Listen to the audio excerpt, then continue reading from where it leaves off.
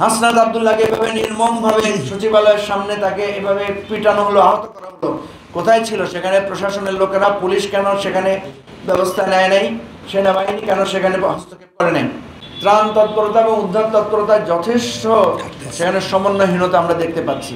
মানুষের অবর্ণনীয় কষ্ট হচ্ছে, অথচ এই জিনিসগুলো খুব সহজে করা যায়, কারণ এটা একটা পার্টিকুলার এরিয়ার মধ্যে, এটা তো সারা বাংলাদেশে হচ্ছে না বন্যাটা। তো সেজন্য আমরা দেখছি প্রশাসনে ডিসি, এসপি, ওসি, ইউনো এই লেভেলে এখনও কোনো বড় ধরনের পরিবর্তন করা হয় নাই এবং সুনির্দিষ্টভাবে সেখানে গতিশীলতা ফিরে আসে নাই। বিশ্ববিদ্যালয়গুলোতে এখনও ভাইস চ্যান্সেলর নাই। আজকে প্রায় 5-7 দিন হয়ে গেছে।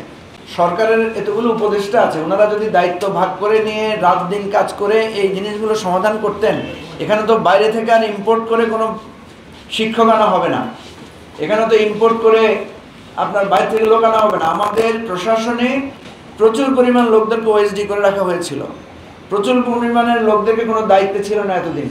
সুতরাং এগুলো তো একটা দক্ষ প্রশাসন ব্যবস্থায় এগুলো তো দিনে দিনে সিদ্ধান্ত নেওয়ার ব্যাপার। এজন্য ওসি, এসপি, ডিসি, ইউনো এই লেভেলে যারা ফিল্ড লেভেলে প্রশাসনের দায়িত্বটা করছেন, এটাকে দ্রুত সাজাতে হবে। এবং আমরা মনে করি এটা যত দেরি হচ্ছে মানুষের মধ্যে তত হতাশা বিরাজ করছে।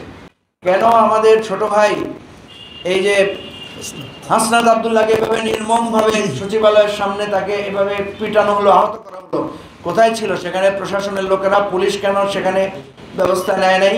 সেনাবাহিনী কেন সেখানে হস্তক্ষেপ করে নাই? আমাদের কাছে মনে হচ্ছে সেনাবাহিনীকে যথাযথভাবে কাজে লাগানো হচ্ছে না বা দায়িত্ব অর্পণ করা হচ্ছে না। পুলিশিং ব্যবস্থা যথেষ্ট দুর্বলতা রয়েছে। আমরা এগুলো জন্য না, এগুলো আমরা আমাদের পর্যালোচনা দৃষ্টি আকর্ষণ করার জন্য।